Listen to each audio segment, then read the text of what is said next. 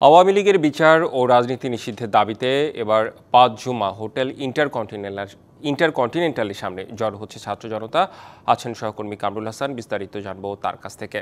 কামরুল, এই মুহূর্তে যে চিত্র দেখছেন সেটারই বিস্তারিত জানতে চাই আপনার কাছে।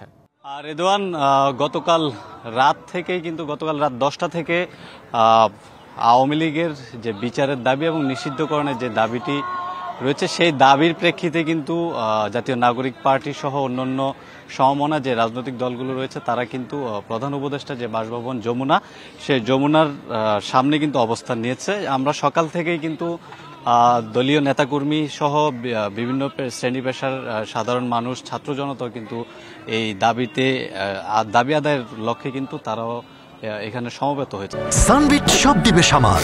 সানবিট ম্যাজিক প্রেস ডিশওয়াশিং এর মাথা ঘোরানো সলিউশন।